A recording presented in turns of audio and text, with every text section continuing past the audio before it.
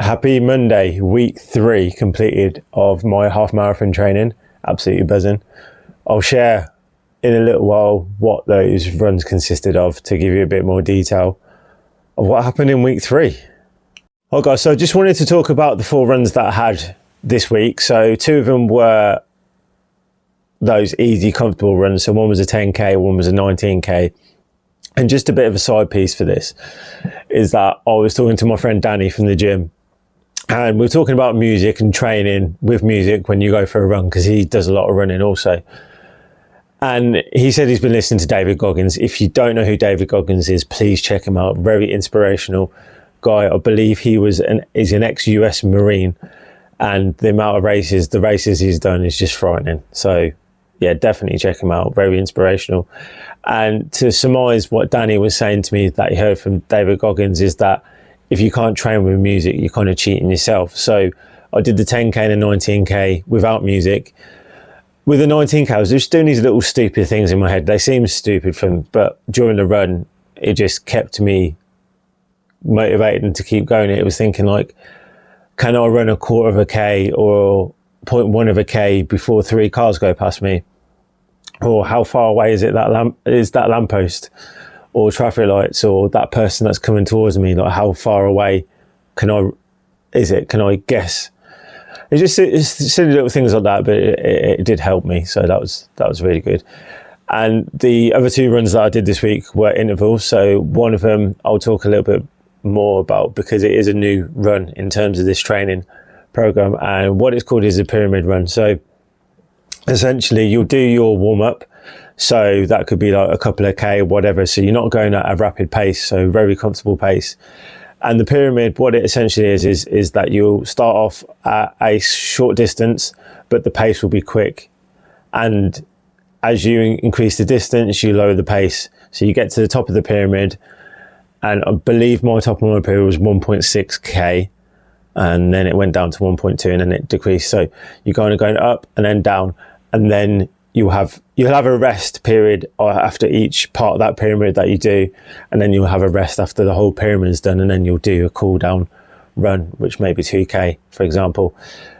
That run was very, very, very, very difficult. I'm not going to lie, there was certain points during that run I wanted to give up, but I'm glad I completed it. My training program said that I was running at the pace that I needed to, because they give you a bit of a leeway, but it was really, really good. So pyramid runs are really good. It just tests you out. You can see how fast you can run in a certain distance. And again, it's just going over that little stumbling block that you may have thought to yourself, and you've achieved it. So it's brilliant. So I think definitely try pyramid runs if you can. If you don't want to try them outside, maybe try them on a treadmill and slowly bring the speed up to the treadmill, or you can hop on safely if you know how to do that with a treadmill, and then just do your distance and then jump off or decrease the speed safely, of course. Always do it safely. So one thing I wanted to talk about this week is what I mentioned last week, was to talk about race day itself. So race day, definitely enjoy it as much as you can, embrace it. It is amazing. The crowds are great, very inspirational for all those people to come out there and watch you. It's amazing. And there's certain things like kids will be handing out jelly babies, and people will be handing out orange slices. For the Manchester Marathon that I had last year, because the temperature was higher than a lot of people anticipated, it was the same day as the London one. And there's people garden hoses. Is amazing. I said, just spray me. It was amazing, just to kind of get that cool down. And I don't know if you know much about Super Mario, with the toad and the mushrooms to give you power in the game. So sometimes you'll see, it tends to be the usual thing in all the races I've ran. Kids will have something, and you just say, touch it to power up, and people will have their hands out to high five them. And I try and do it with the kids as well, because I'm thinking they're potentially going to be the next generation of runners, and they're seeing people run. They've come out with their parents or their family, and I think it's just giving something a little bit back to them, and it's nice for them to do it too as well. So it's a two-way thing, and it's just a simple interaction. You don't even have to say anything. You just like, okay. So yeah, definitely that's something to embrace. So I just want to talk a little bit more about what I do on race day. So prior to the race itself, I will eat about 2 hours before, and what I eat is a wholemeal bagel with strawberry jam, and then I'll have a litre of water over the sort of next hour. I'll have an energy gel 30 minutes before the race, and I'll have everything in terms of my kit and everything like that packed. Within that hour also, I'll have a shower just to freshen up. I'll get rid of if I've got any hair product from the night before that I haven't washed out, I'll make sure that's all washed out, and so it doesn't sweat and go into my eyes during race. Just these little things.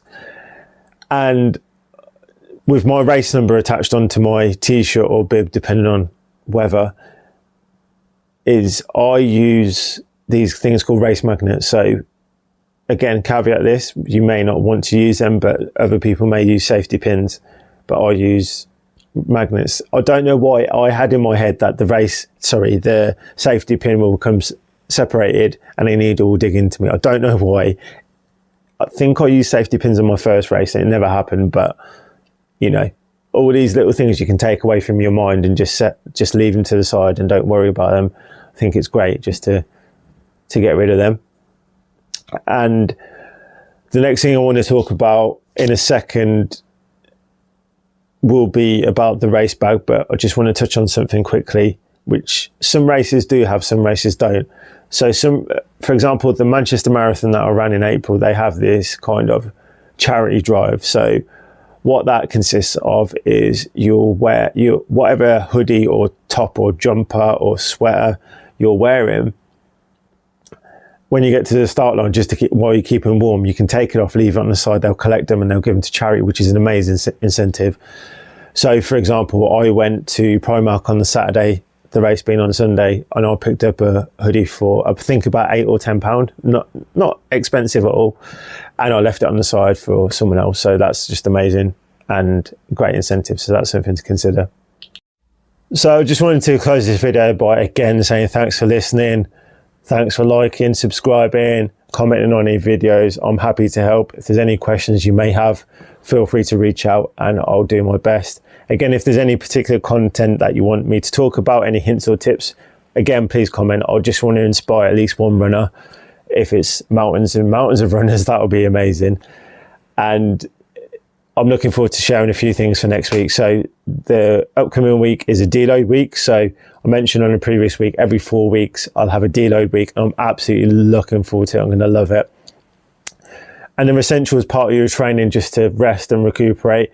I've trained for 3 intensive weeks and I'm looking forward to the rest in terms of that. So the intensity will decrease, but I'll still do my runs. I think I've still got 4. So it'll be good fun and I'm looking forward to it. And the other thing I wanted to mention is that I'm going to the running show. So the running show happens here in the UK every January and it's at the National Exhibition Centre, so the NEC in Birmingham.